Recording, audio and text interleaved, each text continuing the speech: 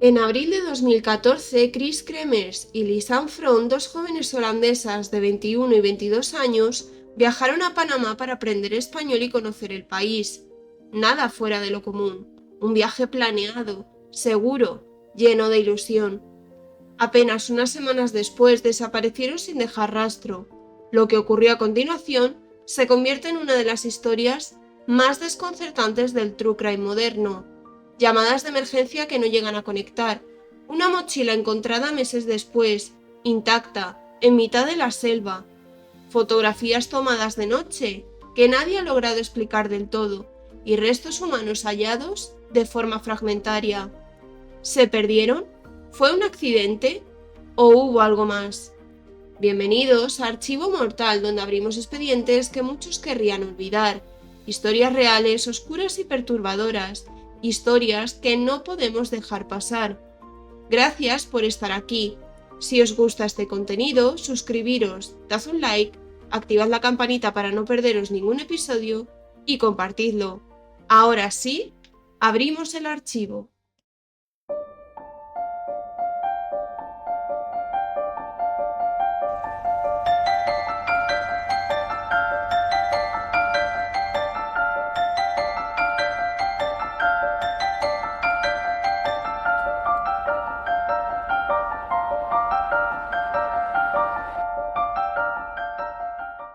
Lisanne Froon tenía 22 años para el momento de los hechos y Chris Kremers 21.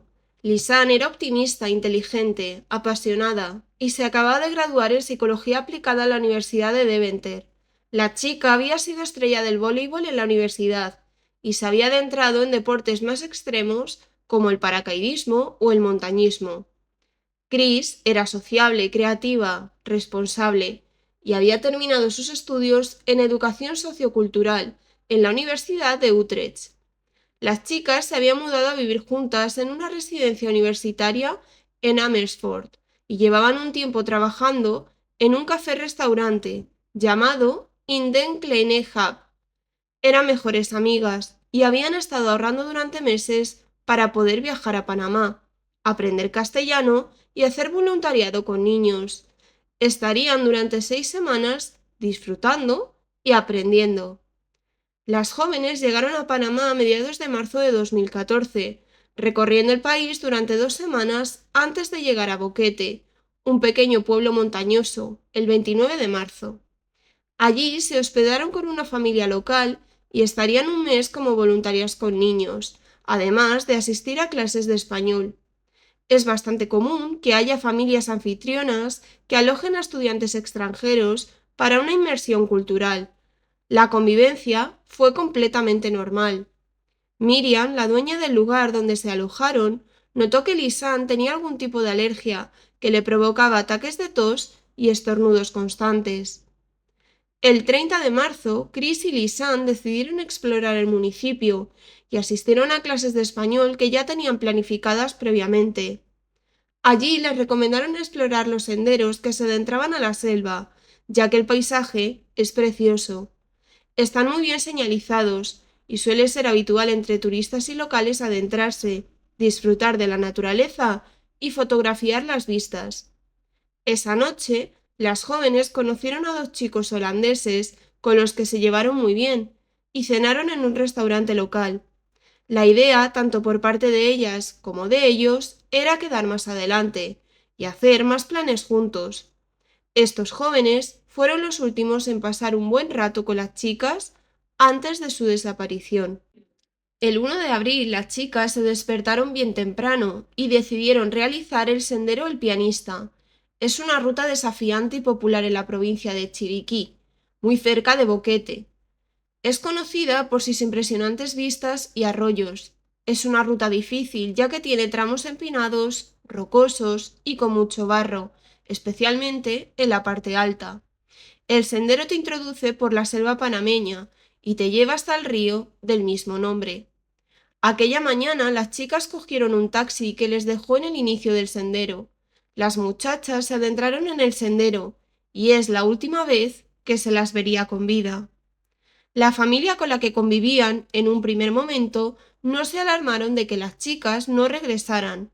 Es más, Las alarmas saltaron al día siguiente, cuando la escuela donde iban a aprender el idioma llamó a la familia con la que se alojaban, diciendo que Chris y Lisanne no se habían presentado. Apenas un rato después, un guía turístico llamado Feliciano se presentó en su casa, porque según comentó, había quedado ese día con las dos chicas para hacer un tour privado por la zona, pero Chris y Lisanne nunca fueron a su encuentro. En algunas fuentes se indica que las chicas habrían quedado con Feliciano el mismo día 1, el día de la desaparición, y que el hombre acudió por la noche a la casa donde se hospedaban para preguntar por las chicas. Al ser tarde, no se daría la voz de alarma hasta el día siguiente. En cualquier caso, la familia de acogida contactó con los padres de las chicas el día 2. Ambos matrimonios, en ese momento, sabían que algo no iba bien. 2 días después de su desaparición, un equipo de búsqueda especializado, las autoridades panameñas, mandaron a varios de sus agentes a la senda del pianista y a los bosques de alrededor para intentar localizar a las jóvenes. Sospechaban que las chicas habían cruzado el mirador de esa ruta, el cual indica el final del sendero. Por algún motivo, Chris y Lisanne habían decidido adentrarse en la profunda selva, sin nociones básicas ni conocimientos sobre el terreno. Esto es algo que se les hacía muy raro a sus padres y a su familia. ¿Por qué dos jóvenes inteligentes y responsables habían decidido hacer algo tan arriesgado como eso? Pasaron los días y no se había conseguido ni una mínima pista que les pudiera conducir a las chicas. Los padres viajaron a Panamá y se sumaron a las búsquedas, pero la desesperación por encontrarlas iba creciendo a medida que pasaban los días. Durante cerca de 2 semanas, las autoridades panameñas hicieron una primera búsqueda en más de 900 kilómetros cuadrados y mantenían un monitoreo permanente de la zona. El propio gobierno habló con algunas tribus indígenas de la zona para que les ayudaran a encontrar a las jóvenes, ya que conocían el terreno mucho mejor que cualquier otra persona, y además estaban acostumbrados a vivir allí, con un alto grado de humedad y las condiciones eran mucho más duras que las de la ciudad. Sin noticias de las jóvenes, en mayo llegaron a Panamá 18 especialistas y 12 perros entrenados desde Holanda para emprender la búsqueda de las chicas. Se llegó incluso a ofrecer una recompensa de $30.000. La familia no dejó de insistir a las autoridades para que buscaran a sus hijas. 10 semanas más tarde de la desaparición de las jóvenes, apareció la primera pista. Una mujer que pertenecía a una tribu indígena de la zona se acercó hasta una comisaría local de Boquete. La mujer llevó una mochila azul empapada de barro y señaló las fotos de las dos chicas desaparecidas desde hacía más de 2 meses. La policía preguntó a los progenitores de las jóvenes y los padres de Lisanne aseguraron que la mochila pertenecía a su hija. En su interior se encontraron 2 gafas de sol, $87 en efectivo, el pasaporte de Lisanne, una botella de agua, 2 sujetadores, una cámara de fotos y 2 teléfonos móviles. Todo lo que había en su interior estaba en muy buenas condiciones para llevar tanto tiempo a la intemperie. Una de las primeras cosas que hicieron las autoridades fue investigar los teléfonos móviles. El 1 de abril, desde el iPhone de Chris, se hizo una primera llamada a emergencias a las 16:39 y otra a las 16:51 desde el Samsung Galaxy de Lisanne, pero no había cobertura. Los 2 días siguientes intentaron llamar en varias ocasiones en vano. Pasadas las 5 de la mañana del 5 de abril, la batería del teléfono de Lisanne se agotó. El iPhone de Chris se encendió intermitentemente, quizá buscando cobertura que nunca tuvo. Después del 6 de abril, alguien tecleó varias veces un PIN incorrecto. Entre el 7 y el 10 de abril, desde el iPhone se intentó llamar a emergencias 77 veces, mientras se la buscaba con helicópteros. El 11 de abril, el teléfono se encendió a las 10:51 para apagarse definitivamente a las 11:56. Esto podría indicar que igual al menos una de las chicas logró sobrevivir más de una semana en plena selva. Se revisó la cámara de fotos y generó más misterios sobre la desaparición de las jóvenes. En las primeras fotografías de aquel día aparecían en el mirador, desde donde se puede observar el mar Caribe y el océano Pacífico, si el clima te lo permite. Después, las chicas se centraron en la selva, en lugar de volver a Boquete. La última foto muestra a Chris cruzando el lecho de un río por una senda indígena. Según los datos de EXIF, un fichero que genera toda cámara digital donde se registra información sobre la fecha y la hora, la configuración de la cámara y los datos técnicos de la foto, la imagen fue hecha antes de la primera llamada a emergencias. Después de esta, se hizo una nueva foto, la número 509.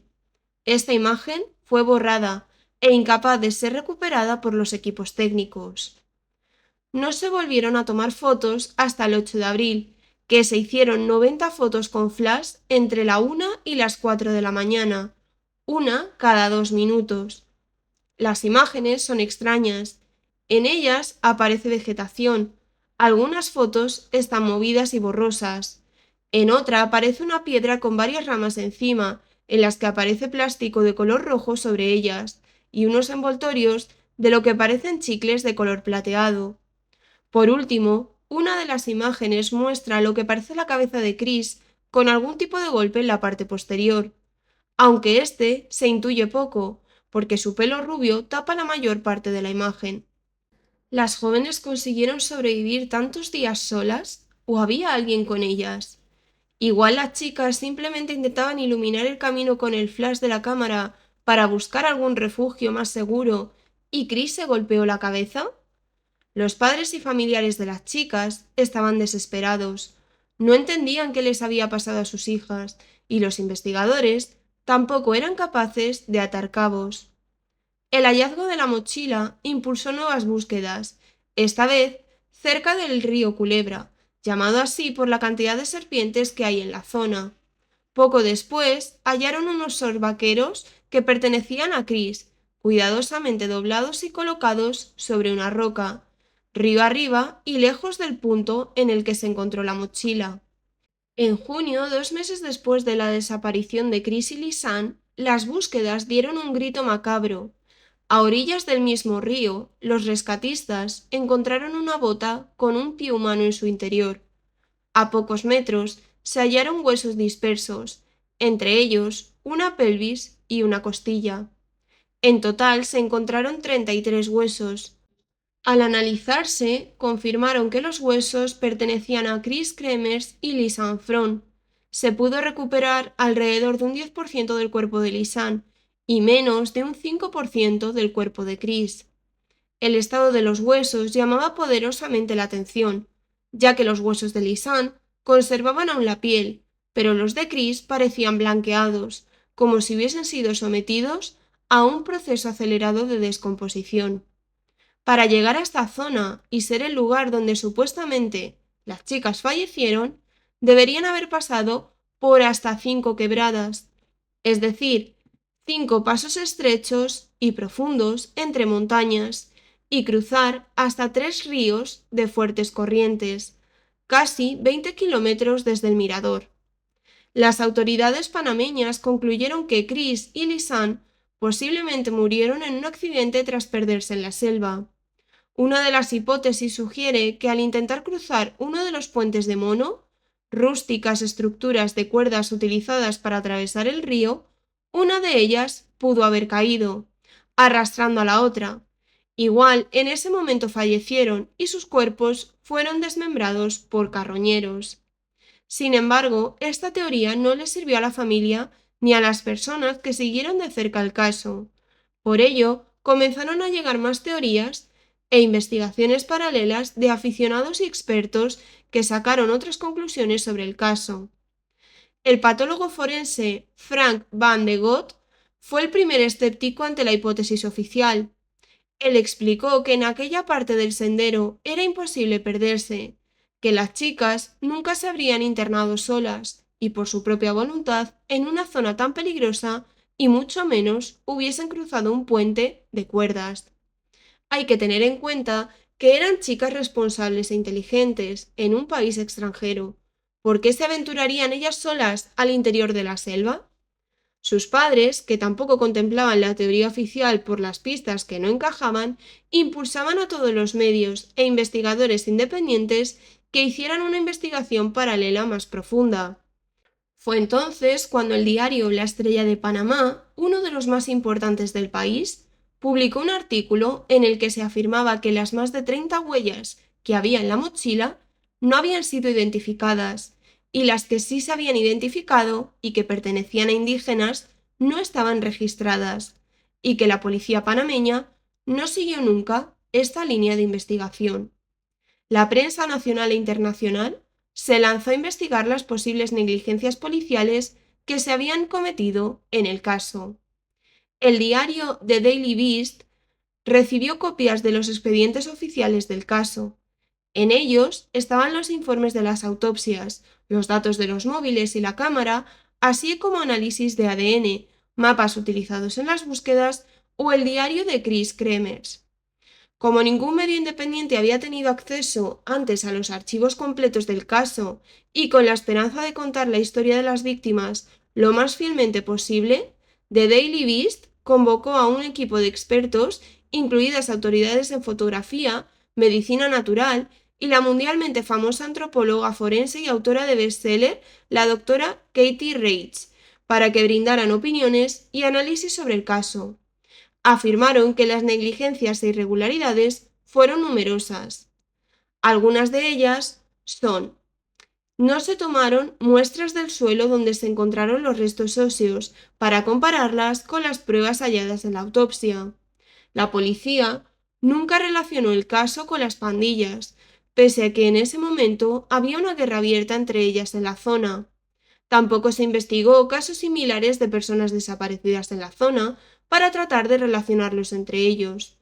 No se registraron los cobertizos ni las pequeñas cabañas de madera que había en la zona. Los investigadores no analizaron las huellas dactilares que aparecieron en la cámara de fotos o en los teléfonos móviles. No se investigó por qué los huesos de Chris aparecieron limpios y blanqueados, mientras que los de Lisanne tenían incluso restos de carne. A pesar de que se comprobó que las jóvenes habían buscado información acerca del sendero y habían advertido a otras personas que no se adentraran sin un guía, no se investigó si las jóvenes iban acompañadas de un guía o fueron solas. El analista de imágenes forenses George Reis afirmaba sobre las imágenes realizadas el 8 de abril que la cámara no se mueve más que unos pocos metros de una toma a otra, por lo que descartaba que las jóvenes estuvieran utilizando el flash como fuente de luz. También dudaba que el flash se hubiera disparado para avisar a los rescatistas, como algunas teorías afirman, ya que las imágenes se tomaron bajo una densa cobertura de follaje. Probablemente hubieran intentado salir a campo abierto para atraer la atención. Algunas fotografías eran tan nítidas y claras que, según Reis, podrían indicar que fueron tomadas deliberadamente para mostrar algo específico. Una docena o más de imágenes de largo alcance, casi oscuras, muestran un afloramiento rocoso, formaciones arbóreas e incluso plantas identificables individualmente. Luego la posición del fotógrafo cambia y se ven varios planos bien iluminados. Después, la cámara se mueve ligeramente y el patrón se repite. Las fotos también dicen que las chicas se habían comportado de manera racional e inteligente, utilizando todo lo que tenían disponible para avisar a los rescatistas.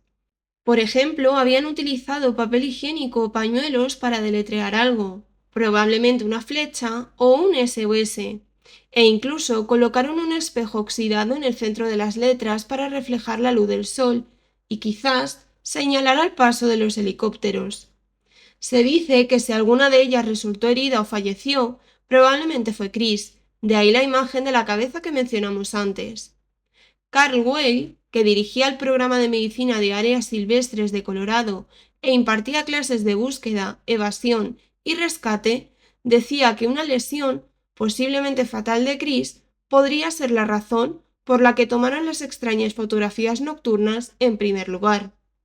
Las fotos parecen estar hechas para marcar el lugar donde dejó a su amiga, en caso de que Lisanne tuviera que encontrar el camino de regreso allí nuevamente, dice, o en caso de que alguien más encontrara la cámara. Whale creía que Chris sufrió una caída, posiblemente mientras intentaba cruzar un río peligroso. Habría sido preocupante y posiblemente incluso fatal, afirmó, ya que la víctima probablemente habría sido arrastrada docenas de metros río abajo, sobre grandes rocas. De forma inquietante, el contorno del puente de cuerdas aparece en el centro de una de las fotos recuperadas. Frank Van de Gogh, el patólogo forense que hemos mencionado anteriormente, afirmó que el examen final de los huesos del pie izquierdo de Lisanne mostró múltiples fracturas de los huesos metatarsianos. Según los informes oficiales de la autopsia, esas fracturas solo podrían haber sido causadas por una caída desde un lugar alto, probablemente mientras la joven seguía con vida. Todo esto no implica que a lo largo de estos casi 12 años hayan surgido teorías y sigan debatiéndose a día de hoy.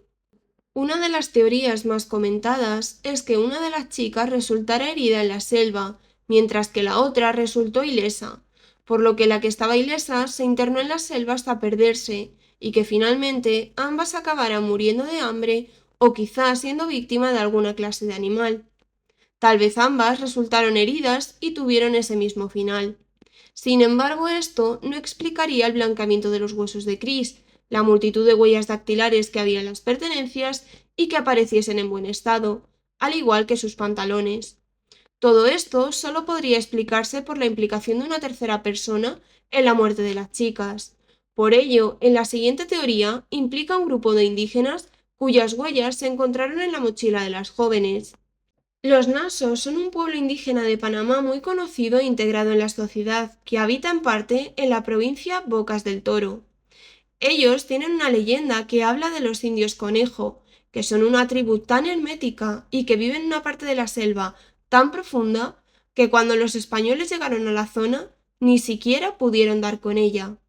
Se dice que son pequeños, tienen orejas largas, llevan el cuerpo pintado y son caníbales.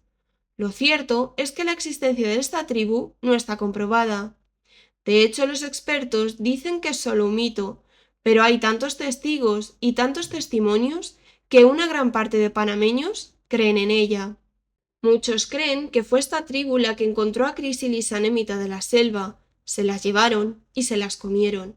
Por eso, apenas se encontraron de ellas unos pocos huesos y las huellas dactilares de sus enseres no arrojaban ningún resultado. La teoría más popular implica una tercera persona. Algunos investigadores, como ya hemos visto, apuntan a que las jóvenes no pudieron decidir por sí mismas adentrarse a la selva, creyendo que algún guía o el taxista que pudo llevarlas debió de persuadirlas para hacerlo. Cuando se adentraron debieron perderse y después morir, o incluso que este guía entró con ellas a la selva para poder debilitarlas y acabar con su vida. Quizá, si hubiese habido algún tipo de abuso, explicaría por qué los pantalones aparecieron perfectamente doblados, alejados de sus restos. Otra de las teorías más populares implica a varias personas del pueblo, que muchas de ellas, hoy en día, han fallecido, incluso siendo personas jóvenes. Hay una foto que fue tomada el mismo 1 de abril en Caldera Hot Springs, a 1 hora aproximadamente en coche del sendero El Pianista. En ella aparecen Osman Valenzuela, José Manuel Murgas y dos lugareños de Boquete. Además, aparecen dos personas más en la foto, y se cree de manera extraoficial que podrían ser Chris y Lisanne. La foto no es para nada nítida y no se puede apreciar bien si de verdad son las chicas las que aparecen. Tanto Osman como José Manuel murieron poco después de las desapariciones de las jóvenes. Osman formó parte de los equipos de búsqueda y el 4 de abril él mismo desapareció en la jungla. Su cuerpo sin vida fue hallado con signos de ahogamiento un día después. Reseñar que no eran aguas profundas. José Manuel murió en un accidente de tráfico un año después, donde el otro conductor se dio a la fuga. Otro chico muy amigo de Osman y José Manuel falleció también en aguas poco profundas en abril de 2015, un año después de las desapariciones. Estos tres chicos eran muy amigos de Henry González, hijo de Feliciano González, el guía que habrían contratado Chris y Lisanne. Feliciano fue también el que encontró los restos óseos de las chicas y los shorts de Chris. El mismo taxista que las llevó al inicio del sendero, Leonardo Arturo González, perdió también la vida ahogado en aguas poco profundas. Sin embargo, como hemos dicho al principio, esto no son más que teorías, y algunas arrojan más preguntas que respuestas. Y aunque los padres de Chris y Lisanne llevan años pidiendo que se investigue más profundamente la desaparición de sus hijas y arrojar luz sobre lo que las ocurrió, lo cierto es que el caso está cerrado y no parece que vaya a ser abierto por las autoridades oficiales. Marcos M., un turista alemán, declaró a un guardabosques local que fue testigo de cómo dos sujetos herían y arrojaban por un barranco a dos chicas que identificó como Chris y Lisanne. Esto ocurrió el 5 de abril de 2014 en la ruta Quetzal Sendero Cerro Punta. Las chicas gritaban pidiendo ayuda y el turista se ocultó tras unos arbustos y, según él, vio cómo las tiraban por el precipicio. Al cabo de unas horas regresó a ver si se encontraban allí y no estaban ni los sujetos que habían precipitado a las jóvenes ni las chicas. Una pareja de turistas franceses escucharon gritos de dos chicas la noche del 1 de abril. Al día siguiente vieron cómo se estaban buscando a las jóvenes en el sendero y pensaron que los gritos que habían oído el día anterior podrían ser de Chris y Lisanne. Muchos panameños piensan que no fue un accidente, pero que las autoridades quisieron encubrirlo para no perjudicar al turismo de Boquete. Una figura que sin duda llama mucho la atención en este caso es Feliciano, el guía que habría quedado con las jóvenes. Esta desaparición sin resolver sigue siendo foco mediático.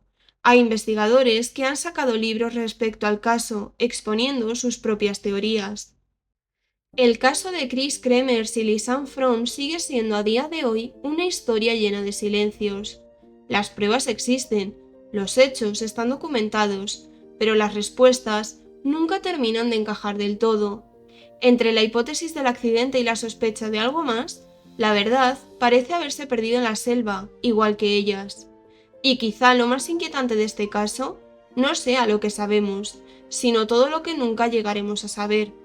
Si este caso te ha impactado, te invito a seguir el canal, compartir este episodio y dejar tu opinión, siempre desde el respeto, por supuesto. Me ayuda muchísimo a seguir investigando y dándole voz a otras historias. Nos escuchamos muy pronto con el siguiente caso.